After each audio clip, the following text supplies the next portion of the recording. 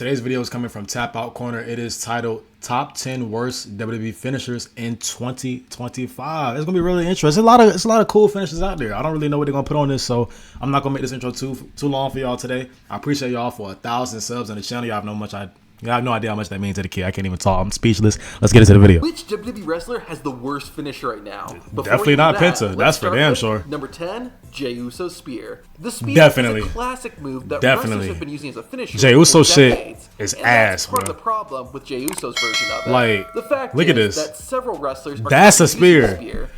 That is a spear. But Jey's version Look at this is shit. kinda lame. That wasn't that bad. That wasn't Looks that like bad. he performs it right. In fact, That was bad. Commentators have gotten confused.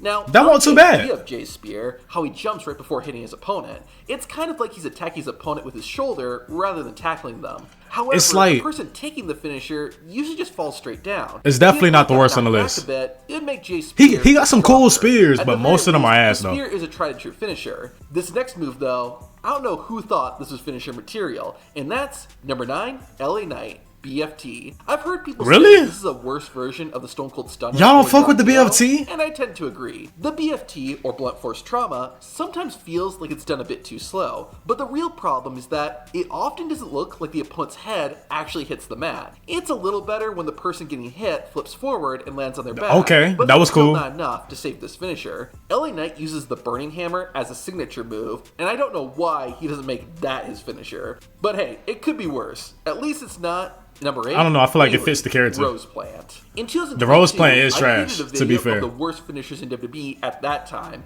Bayley's Rose Plant was on there, and 3 years later, it's still here. Simply put, the finisher looks messy, the setup is awkward, and the impact is usually minimal. Occasionally the Rose Plant looks good, but that doesn't make it an effective finisher. The same thing can be said for number 7, Noam Dar, Elbow Galactico. I honestly Elbow didn't know Galactico? Noam Dar was on the WWE roster in 2025. To be fair, the man No, was out of action with a don't U1, disrespect my man but Noam his Dar like that. finisher isn't helping him stand out either. Noam Dar's finishing move is one several wrestlers have used, and that's a lariat to the back of the head. I personally don't like this finisher, and Noam Dar's version, Elbow Galactico, is a good example why. It just doesn't look like it really That's connects. not really his On top of finisher, that, though. It just He's won a couple of especially matches for a with that. wrestler like Noam Dar. He's won a couple of matches with that move, but that's not his finisher. His finisher is the what's that shit called? The suit is the Nova Roller or some shit like that he does in the corner, and then he kicks people in the face. That's his actual finisher. He has a knee bar he uses sometimes. Like, he got a lot of finishers, but those two are like his main two finishers right there. I don't think the elbow.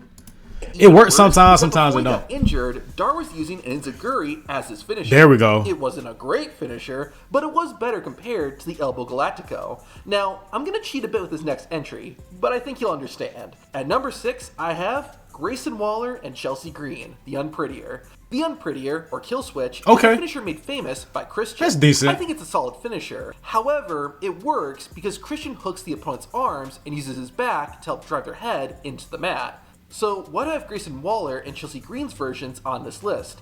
I'll explain. Ladies first. Chelsea Green's version of the Unprettier is similar to Christian's, only she jumps before hitting the move. Because of this, it makes it look like the opponent is intentionally forcing their head down. Chelsea Green's Unprettier just isn't convincing to me, and it's hard for me to suspend my disbelief. Is fair. By contrast, Definitely not the worst on this Christian's list, but it's Unprettier fair. sees him doing a somersault over his opponent's back. That's fire. Because he has less control over his opponent, the impact of the finisher is diminished. But that's not his I think this finisher is why either. Grayson That's like Waller Bro is in better signature matches. almost. I'm going to say a no-no word, but I think it's the best way to explain why I don't like Waller or Green's versions of the Unprettier. They look fake. It looks like the opponent is choosing to fall down whenever these two finishers are hit, and it's an ugly way to end a match. So I guess the Unprettier is a fitting name. But what could be worse than that? Well, feast your eyes on number 5, Stephanie Vaquer, SVB. Vaquer's run in WWE has been pretty solid, and she's a very talented wrestler. However, she needs a new finisher. This is fair. Stephanie Vaquer's current move, the SVB, isn't awful, but doesn't look impactful enough. Now Stephanie Vaquer with the SVB. She needs like that's a good setup. Like, she needs to start using that as a signature. That's a nice setup. The problem is that a lot of the time, it looks like Vaquer is just sitting her opponent's back on top of her knee. This would be an alright signature move, but a finisher should look much more devastating and impactful. The same thing can be said for number 4, Asuka, Empress Impact. Yeah, I'm not a fan of this either. Naomi's finisher, where she literally used her butt as a weapon. That's good, well, but like, look at how Asuka uses her shit. Too. In June 2025, the Empress of Tomorrow introduced a new finisher, the Empress Impact. WWE tries to say it's a hip attack, but she's literally putting her ass in her face. That's Asuka's booty hitting her opponent. It was just as lame as when Naomi did it, but I would argue that Asuka's is even worse. At least with Naomi, she had a bakery. Asuka, well, no comment. Damn. It's just a weak. Why are you gonna do Asuka like that, bro? Asuka catching strays for no reason in this video. But what could be worse than that? Well, wait until you see number 3, Julius Creed, sliding lariat. JBL's finisher, let me see. Clothesline from Hell, was just a clothesline, but I forgot how it looks. Was intense. Julius Creed's finishing move is similar, except the Oh, person okay. taking it is sitting down. I mentioned how I didn't like the lariat as a finishing move, but when the opponent is already down on the mat, it makes it even less devastating. To make it even worse, he gets a lot of impact on it though. So many better moves in his arsenal, like moonsaults and shooting star presses. Yet this is his finisher. The saddest part is we still have 2 more finishers, and they somehow only get worse. All right, let's rip the Band-Aid off. I don't know who it's gonna be. Jaida Parker, Hypnotic.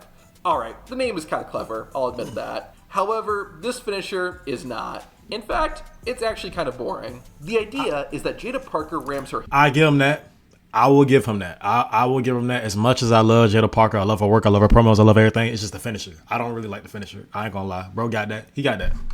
It's like, dang, you could come on. Nothing else, Jaida. It's more like Parker runs into her opponent and they get knocked down. It just looks underwhelming. It's like knocking down like a bowling pin. You know what I'm saying? Oh, I get why it's called the Hypnotic. Because you'd have to be hypnotized to think this is a good finisher. Damn. Now, before we get to the worst finisher, I don't know who it could be. Dishonorable mentions. Mention Eat Defeat. I actually like this finisher, but here's the problem. The person taking it doesn't sell it right. What makes Eat Defeat look devastating is when the opponent snaps backwards. When they don't do that, the finisher appears flat and lacks intensity. Yeah, Look at Gail Kim's Eat Defeat as an example of this finisher done right. Okay. Brooks Jensen, I see what he means. Southern Lariat. This is just a clothesline. An intense clothesline, but just a clothesline. Liv Morgan, Oblivion. I like the unique setup with Liv bouncing off the middle rope, and having her name in the middle of the finisher is pretty clever. However, Oblivion always seems to lack impact. It's not awful, but that's fair. It just needs a bit more. Ethan Page, Twisted Grin. It could be sold better. It's not that it's a bad finisher, it's just someone else's. The Twisted Grin is bro, the you can't. No. I'm not letting you get away with that, bro. How many people have used the spear, bro? How many people have we seen use the spear? How many people have we seen use the clothesline?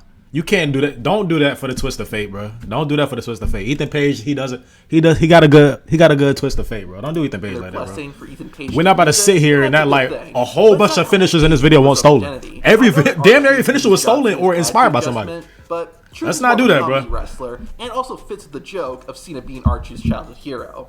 Kelly Armstrong, Cali Connection. It's a cool move and a cool name, but it just doesn't seem like a finisher to me. This would make for a signature move, like John Cena. What's that like I was about to say, what's that like a sugar tackle? There's a disconnect. All right. Yeah, I don't think that should be our finisher. The worst finisher in WWE right now.